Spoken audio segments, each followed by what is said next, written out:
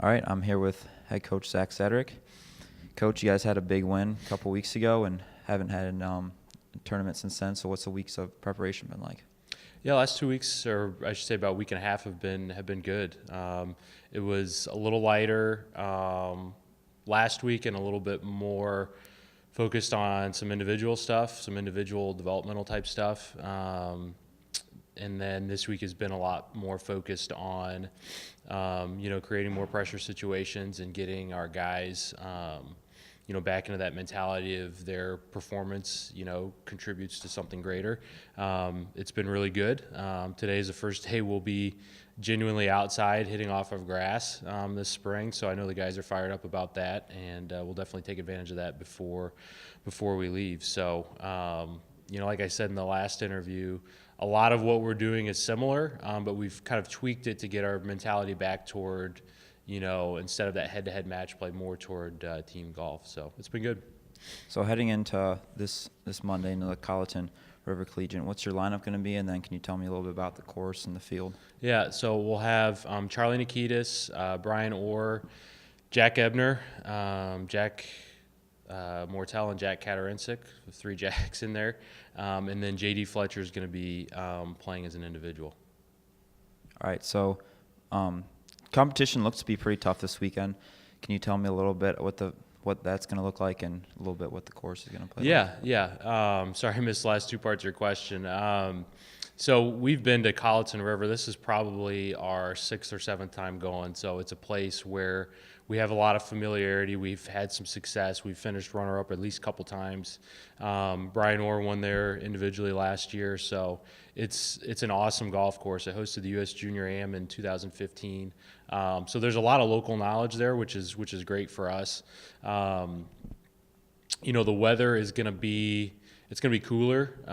We've been down there and it's been 75 and sunny, and it's been 50 and raining, and it's going to be a little closer to 50 and a little rainy. But we're used to that weather. We've been doing a lot of stuff in colder weather here in Oxford, even if it's going down and hitting balls at Miles of Golf. It's, even though there's heated stalls, it's still not, you're not in shorts and a t-shirt. So, I think we'll be ready for it. The only thing will be we haven't, played a lot of golf on the golf course. We haven't really played anything other than today. So it'll be important for us. We've got an extra day of practice and play scheduled ahead of the practice round, so it's going to be important for us to take advantage of that. Field's very good. We've got probably 6 or 7, 8 teams kind of in that top third tier in D1 golf, so that'll be good for us to see. And then a lot of teams that have also been there for a lot of years. So, but we're excited and looking forward to kicking off the stroke play portion of the spring. So you mentioned you've had success there in the last couple of years, but with also having the tough competition, what are your expectations for your team going in this second tournament of the year?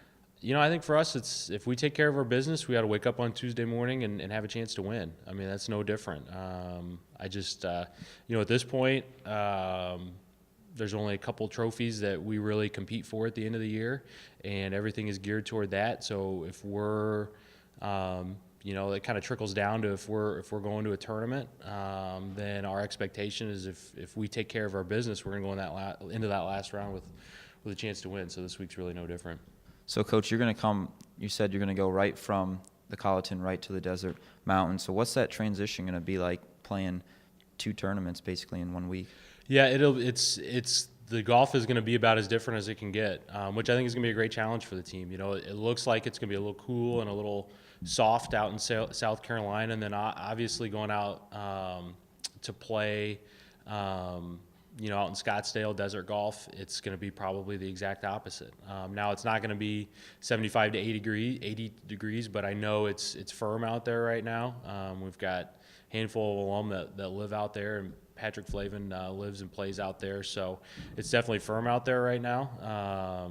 But we did play in this tournament last year, so I know we're going to be very familiar with it. We're excited.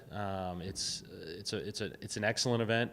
The national championship after this year is going to be out basically in that area in that part of the country for 3 years. So it's important for us to continue to get experience experience playing that kind of golf, which is a little different. It's a little bit of elevation, so we got to be ready for that adjustment, and we'll